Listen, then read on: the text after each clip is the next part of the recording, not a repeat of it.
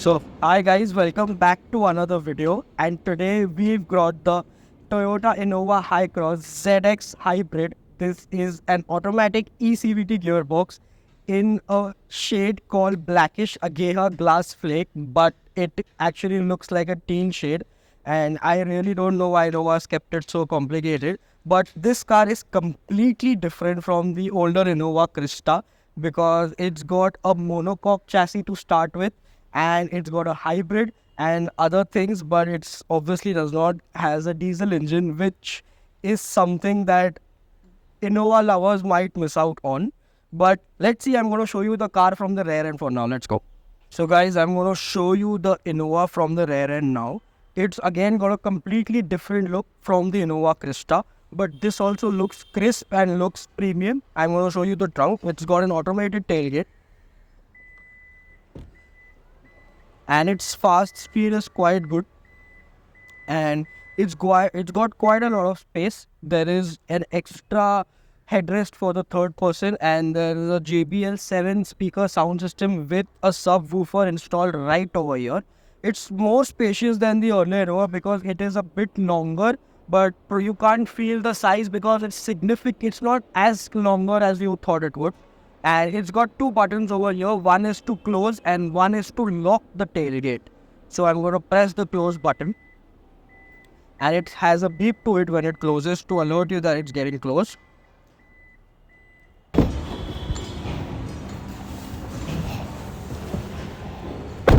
Okay guys, so you can see the amount of space I have. The driver seat is at the furthest setting and I've got a lot of space. The most unique feature about this is the reclining seats, because it makes you feel like you're in a Maybach. So my legs, they're getting touched over here. So that is the problem. You can see how, so I'm not very comfortable. I can't use this unless I do this. But again, you're going to spoil the car and it's not really comfortable for a tall person. So maybe this much amount of recline is quite good, and I am in a good position. I can recline back also, so to have some more space. But honestly, this is still a lot. Inside the cabin, the car's got AC controls, and it's got two USB-C charging ports, and it's got a huge panoramic sunroof that I'm going to open in a while and show you all. This is a 6-seater. There's got a 2 cup holders and a nice food tray in the center, which also deploys, so you can keep your food if you want, and when you're going for a long journey. The interior looks really nice. It's a dark chestnut brown kind of shade that complements this car and complements the whole of the cabin very well, and I think it looks very premium. The car feels very premium. I have not driven it yet, so I don't know how powerful the car is, but for sure if you're being driven by someone, then this is a very good car for you. Okay guys, so I'm going to show you the last row right now. So there is no one touch tumble in this car like the Krista, and the seat does not tumble. So what you can do is just recline this forward, and you got a nice easy way to hop in. You can hop in. So these seats are a bit upright. I don't like it at all. I'm going to try to recline this. Okay, now it feels a bit comfortable. Now I'm going to take this behind. Okay, so I've got a decent amount of space, and I may not be able to travel for a long while. I am short heighted, so it's a bit easier for me, but for someone who's tall, who's maybe 6 foot, it's going to be really tough.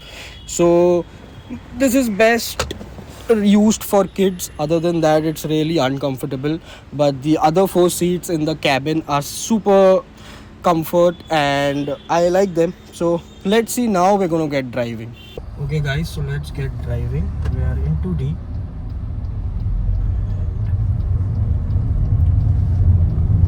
Okay, so this car is a 2-liter combined with a hybrid engine, and it's got a combined output of 188 horsepower and 205 Newton meters of torque, which is very low, I think, for such a big car.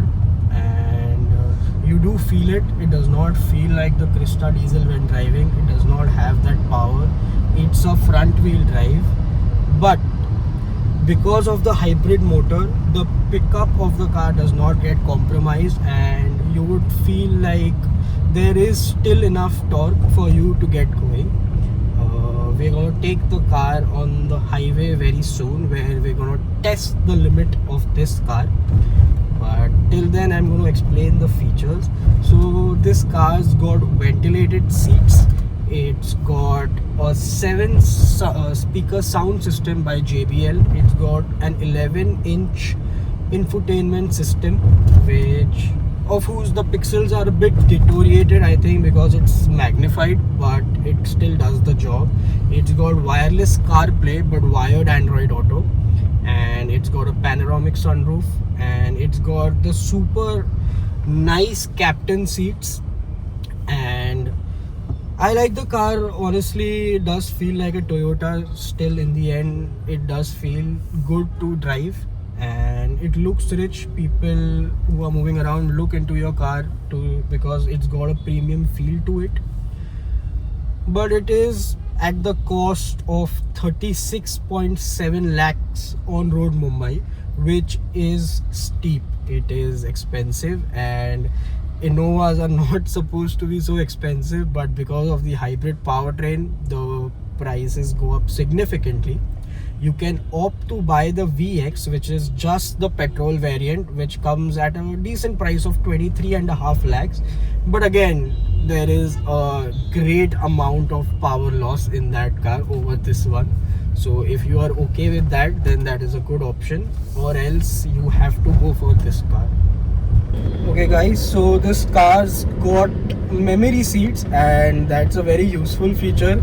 I've missed out on these memory seats for a while. The cars have not been giving them, but I'm glad to see that they've got 2 memory seat functions in the car. And so we're gonna get on the highway now, and we're gonna put the car into sport, and we're gonna use the paddle shifters, which is a surprise, but I think it's required because of the petrol engine. You need that manual effort in the car to test its complete limits. The car also has an all EV mode in which you can drive in the city till up to a speed of 20-30, but currently the battery is not fully charged for us to use that mode. So let's see. Honestly, I like the drive position too. The steering is tilt and telescopic, so it helps you out in finding a very good balance for a driving position. And so we're going to put the car into sport now.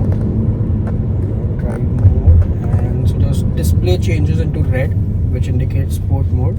I'm going to engage the paddle shifters. Downshifting, first gear, full acceleration, no wheel spin.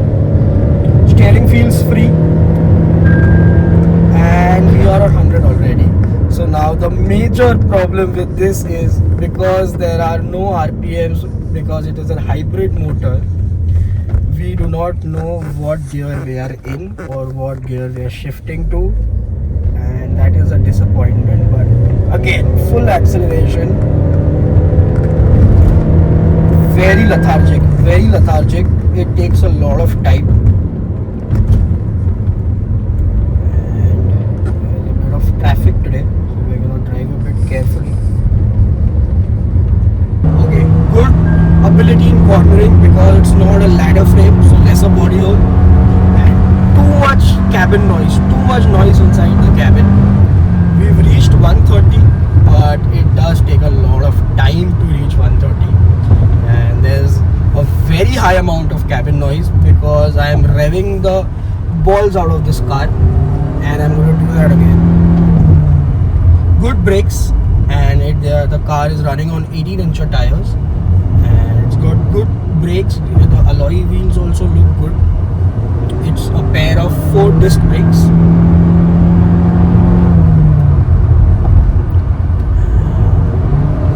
I like hearing the sound of the engine, but it's really not for someone who's being driven in the chauffeur. So if you're being chauffeur driven and if your driver is going to overtake, you're not going to like hearing those sounds. You're going to think like he's driving like a madman, but honestly he's not. It's just that the car sounds like this. But I still like the driving position. It feels very sporty and comfortable. I can take this car on a long trip. If I were to drive very decently, if I were to drive at the speeds of 80 to 100, then this car has zero to no cabin noise because of the hybrid motor, and the smooth acceleration, linear acceleration will take this car a long way. It's certainly not at all as powerful as the Crista, but unfortunately they aren't selling automatic Cristas. So for someone who wants an automatic Innova, you have to go for the Innova Hycross. And let's see. So we're gonna take the car in a corner now, and we're gonna test how stable it is. Because it is a front wheel drive, we might have some issues with stability. So let's see. Again, I'm gonna downshift, put it into sport.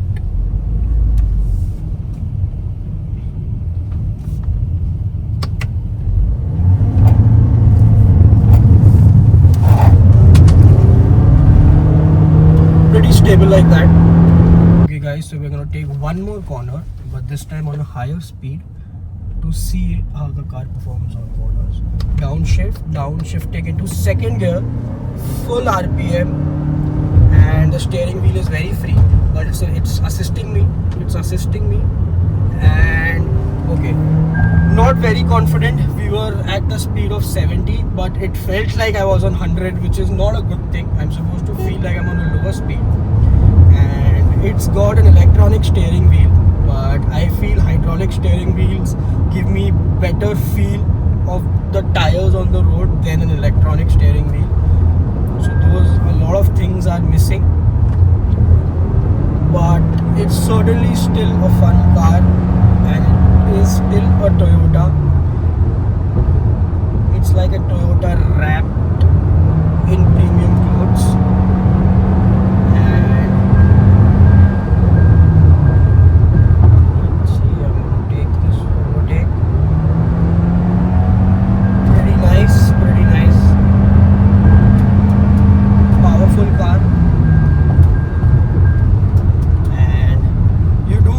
Scared while driving like this because it's not as stable as you would want it to be, but it still does the job. And Toyota is not a driver's car, it's meant for a chauffeur driven, and if that's your purpose, then this is a very good car. It's really premium and it comes at a good price point, which sounds very reasonable to someone who would get so many features in the car.